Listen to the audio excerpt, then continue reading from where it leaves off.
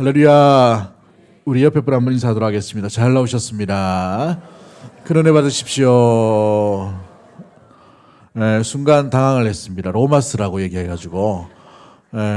왜냐하면 그 목요일까지 제가 오늘 오후 예배 설교를 로마스를 하려고 했거든요.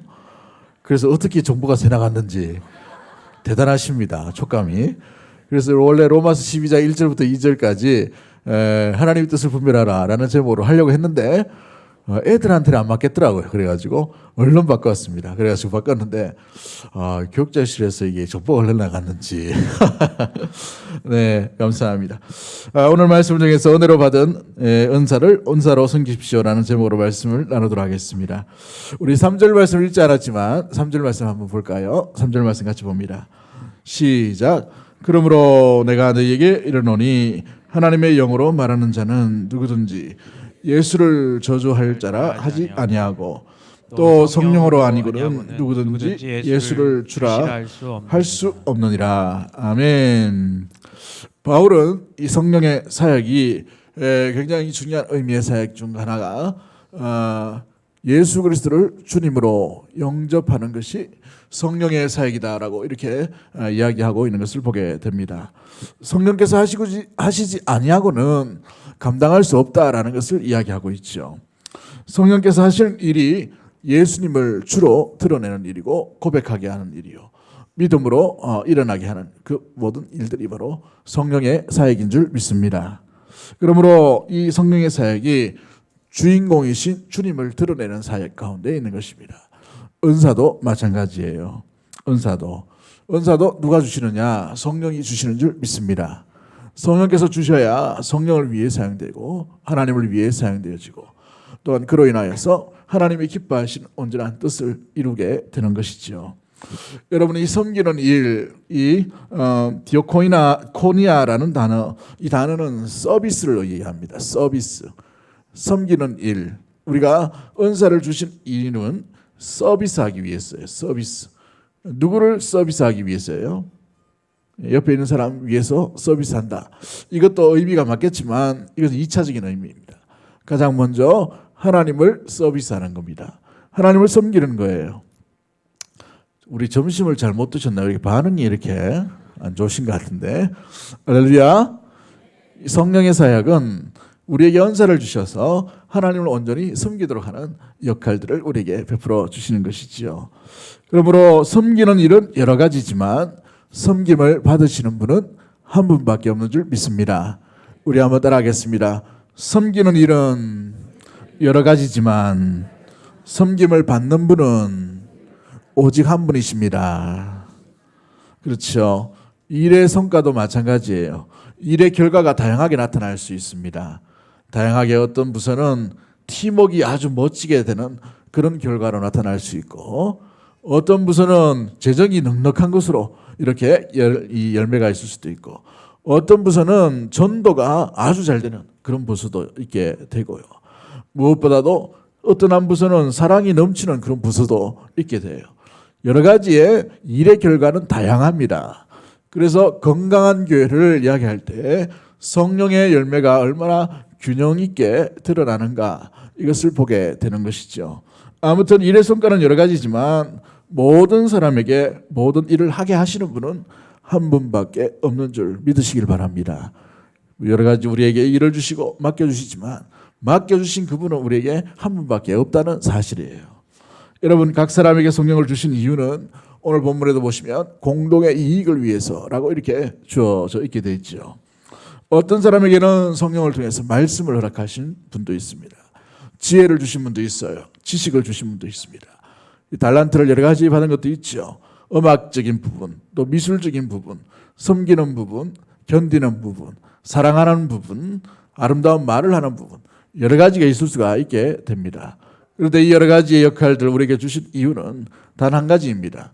주신 이에게 영광을 돌리기 위함인 거예요. 할렐루야.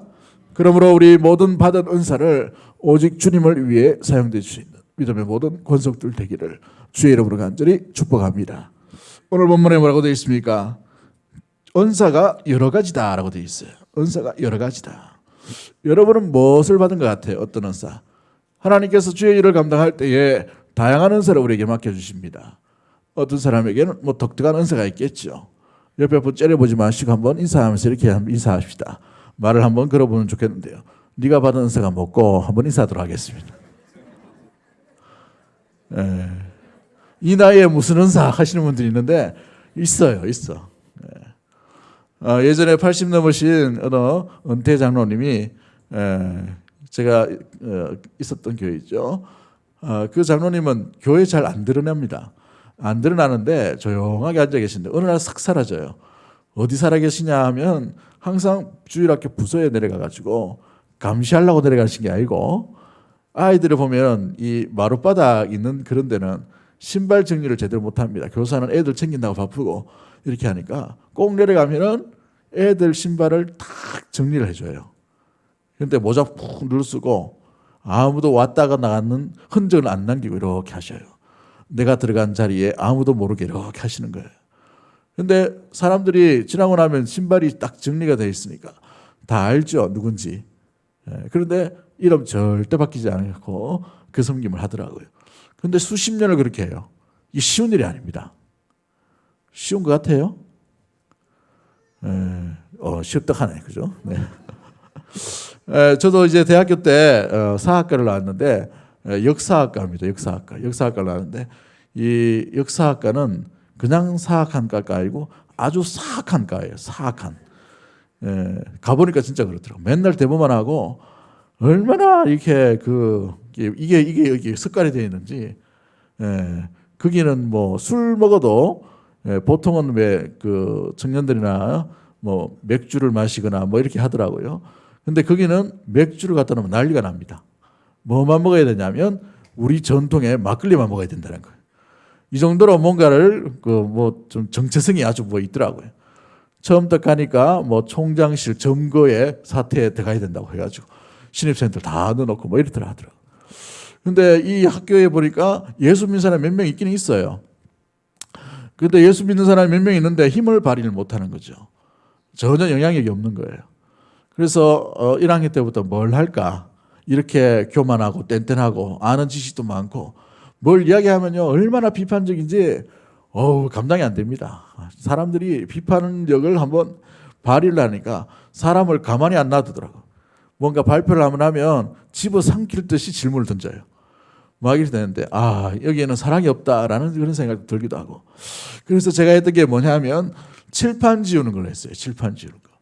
사회 개혁을 이야기하고 사회 정의를 이야기하고 또 사회의 뭐 복지를 이야기하고 뭐 프롤레타리아 뭐 어쩌고 저쩌고 뭐 얘기하는데 한 인간도 칠판 지우는 인간이 하나도 없더라고요. 그래서 제가 4년 동안 계속 칠판을 지웠어요. 근데 한 번도 누가 나와가지고 내가 대신 지워줄게 하는 인간이 없었어요. 4년 동안 제가 했단 말이죠. 4년 동안 이걸 계속 하다가 어느 날 제가 아파가지고 좀 늦게 갔습니다, 학교에. 그런데 제가 없는 빈자리가 그때 보이는 거죠. 칠판이 시커멓게 더럽혀져 있는 거. 아무도 나가지고 칠판을 지우려고 하는 사람이 없는 거. 그때 제가 좀 드러났습니다. 필요하구나. 원래는 지워졌는데 오늘 왜 이렇게 더러워졌을까? 이렇게 생각해서 저를 막 찾았다고 해요. 여러분, 은사는 남의 유익을 위해서 하는 겁니다. 근데 오늘 본문에 보시면 그 유익이 첫 번째로 하나님께 유익이요, 공동체 유익이 되어야 되는 거예요. 내가 아무리 똑똑하고 내가 아무리 잘나고 아무리 아는 거 있다 하더라도 그 받은 달란트와 그 은사가 나를 위해 사용되어지면 그것은 은사가 되지 못하게 됩니다. 굉장히 위험한 것이 되지요.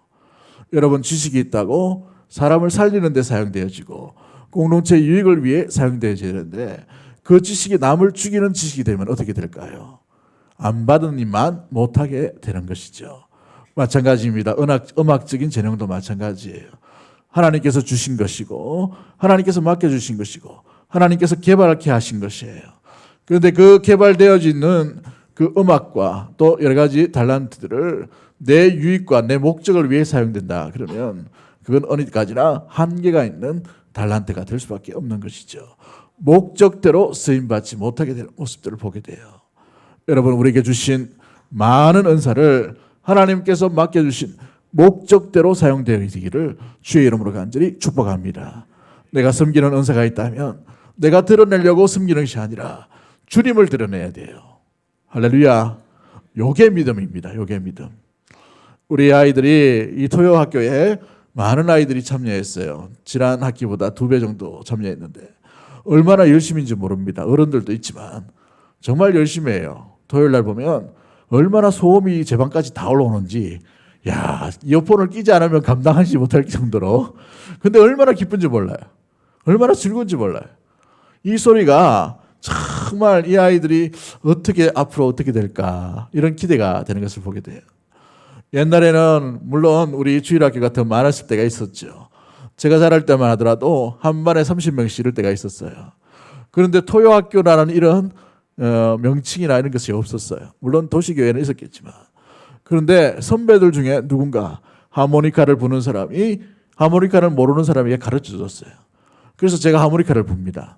정식으로 배운 것도 아니에요. 어느 날 선배들이 이렇게 부는 거 보니까 4줄을 가까이를 부르고 있어요. 그렇게 엄들어 보니까 따라하겠거든요. 몇 번씩 따라하다 보니까 이렇게 하는 거 맞냐 하니까 들숨 날숨 뭐 어떻게 하라고 막 하더라고. 혀를 집어넣고, 잘 모르시죠? 이렇게 하는 게 있어요. 또 이렇게 손을 사용하는 주법이 있어요. 이렇게.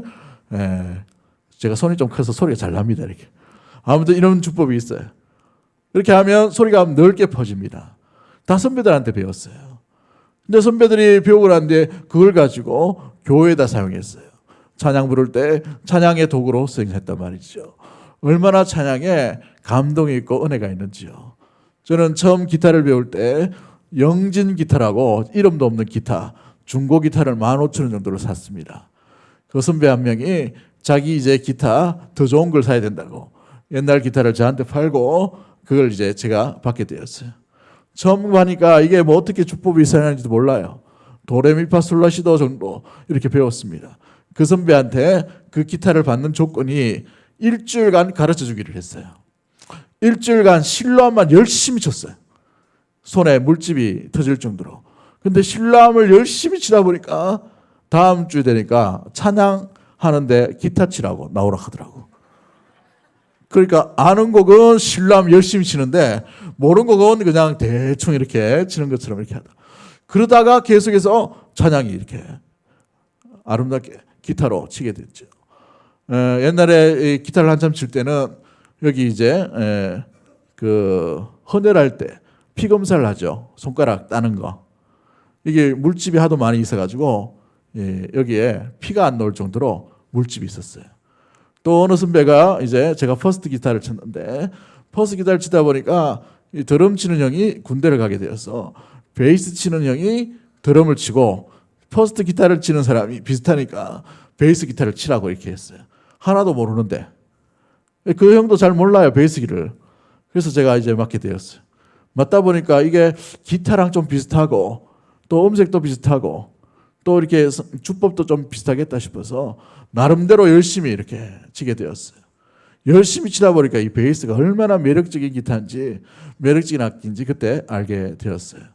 그런데 그 베이스 기타는 반드시 찬양할 때만 쓰게 되어 있었습니다. 찬양하다 보니까 베이스 기타가 실력이 날로 는 거죠. 대구 지역에 몇 개밖에 없는 기타를 제가 그때 소유하게 되었었는데, 뭐 자랑거리는 아니지만 굉장히 좋은 거였습니다. 미국산 중고 펜더라고 지금은 나오지도 않는 그런 제품이에요. 너무너무 귀한 그런 제품이었는데 그걸 가지고 찬양을 하게 되었어요. 얼마나 감격이 있고 또 기쁨이 있고 얼마나 또 그것이 자부심이 있었는지. 사랑하는 성도 여러분, 우리에게 여러 가지의 맡겨주시는 것이 있을 겁니다.